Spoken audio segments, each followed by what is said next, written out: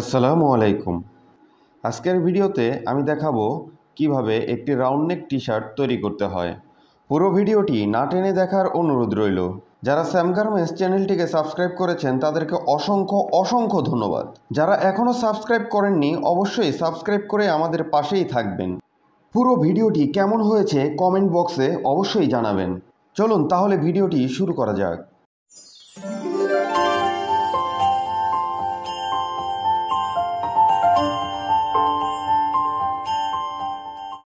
T shirt তৈরি করার জন্য প্রথমেই আমাদেরকে ফ্রন্ট পার্ট এবং ব্যাক পার্ট মিলিয়ে নিতে হবে। ফ্রন্ট পার্ট নিচে রেখে ব্যাক পার্ট উপরে রেখে মিলিয়ে নিব। তারপর আমরা চলে যাব শোল্ডার মারার জন্য ওভারলক মেশিনে। আমরা সকলেই জানি যে ব্যাক পার্টে সবসময় মোবিলন টেপ বা শোল্ডার টেপ হয়ে থাকে। আমরা ওভারলক মেশিনের ফিট ক্লামে মোবিলন টেপ সেট করে নিয়েছি। এখন আমরা শোল্ডার জয়েন করব। একটি শোল্ডার জয়েন করা হচ্ছে, এরপরেই পরবর্তী শোল্ডারটি জয়েন করে নিব। শোল্ডার জয়েনের পরে আমরা শোল্ডারটি মেপে কেটে নিয়ে তারপর নেক জয়েন করব। নেক জয়েন করার জন্য আমরা একটি রিব মাপ দিয়ে কেটে প্লেন মেশিনে টাক দিয়ে নিয়েছি। নেকের যে জোড়াটি আছে এটি আমরা শোল্ডার থেকে 5 দূরত্বে রেখে জয়েন করব। যদি আপনার শোল্ডার ফরওয়ার্ড থাকে তাহলে আপনি ফরওয়ার্ড প্লাস 5 দূরত্বে রেখে জয়েন করবেন। রিপ জয়েন করার জন্য রিপটাকে আপনি সমান করে ধরে নেবেন যেন আপ ডাউন না থাকে। যদি আপ ডাউন থাকে তাহলে রিপ মোটা চিকন হবে। আর জয়েন করার সময় লক্ষ্য রাখতে হবে যেন কোনোভাবেই রিপটা কেটে না যায়।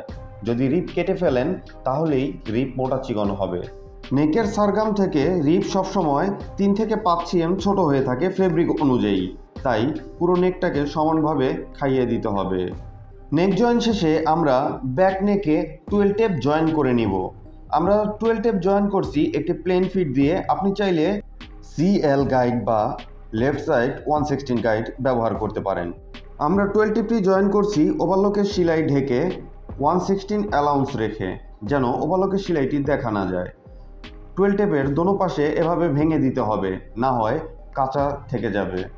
টেপটি জয়েন করার পরে আমরা ব্যাক টেপ টপসিন দিয়ে নেব।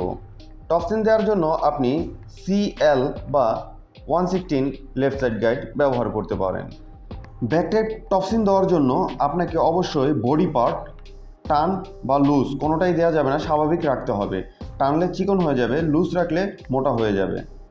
আমরা দেখাচ্ছি আমাদের টেপটি টপসিন দেওয়ার পরে কেমন হয়েছে। দেখুন ব্যাক পার্টটি একদম সমান আছে। যদি আমরা লুজ বা টানাটানি করতাম তাহলে এটা মোটা চিকন হয়ে যেত। ব্যাক টেপ টপসিন শেষে আমরা স্লিপ জয়েন করার জন্য ওভারলক মেশিনে চলে এসেছি। এখন আমরা স্লিপ জয়েন করব। আমাদের টি শার্টের স্লিপটিতে কোনো টাল পার্ট নেই, তাই ব্যাক ফ্রন্ট দেখারও প্রয়োজন নেই, শুধু স্লিপের মিডল মার্কটি ফলো করে জয়েন করে নিব।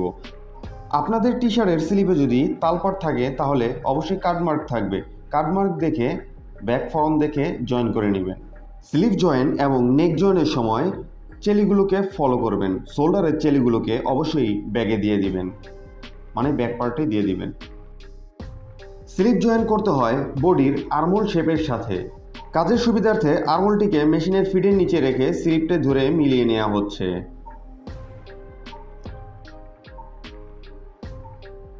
স্লিপ জয়েনের সময় অবশ্যই কাটমার্কটিকে মিলিয়ে নিতে হবে। যদি কাটমার্ক না মিলান তাহলে শোল্ডার ব্যাগে বা ফ্রন্টে ঘুরে যাবে। যদি শোল্ডার ফরওয়ার্ড থাকে তাহলে শোল্ডার থেকে কিছুটা দূরত্বে একটি কাটমার্ক থাকবে, স্লিপের কাটমার্ক, ওই কাটমার্কে মিলিয়ে নিতে হবে।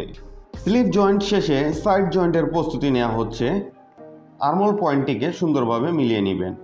সাইড জয়েন্ট করার জন্য স্লিপের মাথাটাকে সমানভাবে মিলিয়ে নেবেন। আমাদের স্লিপটি চুরি হ্যাম হবে, তাই আমরা আগে হ্যাম করিনি, হ্যাম পরে চুরি হ্যাম করে নিব। স্লিপের মাথাটাকে সমান করে ধরে মেশিনে প্রবেশ করাতে হবে। এরপর আর্মোল পয়েন্টটাকে সুন্দরভাবে মিলিয়ে নিতে হবে। বডির নিচের সাইডে সমান করে ধরে ব্যাক পার্ট এবং ফ্রন্ট পার্টটাকে সমান করে মিলিয়ে সাইড জয়েন করতে হবে। সাইড জয়েন শেষে পয়েন্টটাকে আপনাদেরকে দেখিয়ে নেওয়া হলো। এরপর আমরা স্লিপে চুরি হ্যাম করব। স্লিপে চুরি হ্যাম হবে 2 cm, তাই আমরা 2 cm ভেঙে নিচ্ছি। ভেঙে নিয়ে আমরা চুরি হ্যামটি করে নিচ্ছি।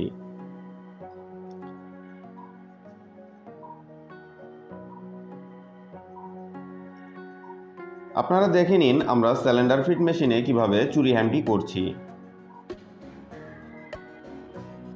ভিডিও সম্বন্ধে আপনার মূল্যবান মতামতটি কমেন্ট বক্সে জানাবেন। ভিডিওটি ভালো লাগলে একটি লাইক দিবেন, চ্যানেলটি সাবস্ক্রাইব করে আমাদের সাথেই থাকবেন। একই ওয়েতে অপর সাইডের স্লিপ রুলিং করা হবে বা চুরি হ্যাম করা হবে। স্লিপ রুলিং এবং বডি হ্যামের সময় অবশ্যই লক্ষ্য রাখবেন সাইডের চেলিগুলো যেন ব্যাক পার্টে থাকে।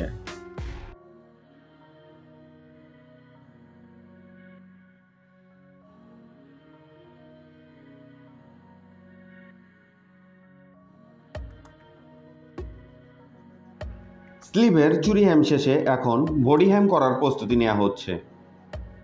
বডি হ্যাম করার জন্য আমরা বডির বাম পাশের ব্যাক পার্ট থেকে বডি হ্যামটি শুরু করব। আমাদের চ্যানেলে বডি হ্যাম নিয়ে একটি ভিডিও করা হয়েছে, সেখানে কৌশল দেখানো হয়েছে কিভাবে বডি হ্যাম করবেন। চ্যানেলটি ঘুরে দেখার অনুরোধ রইল। বডি হ্যাম শেষে সুতাগুলোকে কেটে নেওয়া হবে, রয়েস থাকলে কেটে নেওয়া হবে। এরপর আপনাদেরকে দেখানো হবে সিঙ্গেল নিডেল 1/8 নেক টপসিন। ফ্ল্যাটলক মেশিনে নেক টপসিন দেওয়ার জন্য আপনাকে অবশ্যই একটি নোজ বা নাটকি লাগিয়ে নিতে হবে মেশিনে। এরপর নোজ বরাবর বডি এবং নেক সিম বরাবর যে রেখাটি দেখা যাচ্ছে এই রেখার উপর দিয়ে নোজ সমান করে নিয়ে টপসিনকে দিতে হবে। আমরা নেক টপসিনটি সবার শেষে দেখিয়েছি, আপনি চাইলে ব্যাক টেপ টপসিনের পরেই নেক টপসিনটি দিতে পারবেন। পুরো টি শার্টটি কমপ্লিট হয়েছে। কমপ্লিট শেষে আপনাদেরকে দেখানো হচ্ছে যে টি শার্টটি কেমন হয়েছে। ভিডিওটি ভালো লাগলে একটি লাইক দিবেন, আপনার মূল্যবান মতামতটি কমেন্ট বক্সে জানাবেন, ভিডিওটি আপনার বন্ধুদের সাথে শেয়ার করবেন এবং চ্যানেলটি সাবস্ক্রাইব করে আমাদের পাশেই থাকবেন। পুরো ভিডিওটি দেখার জন্য আপনাকে অসংখ্য ধন্যবাদ।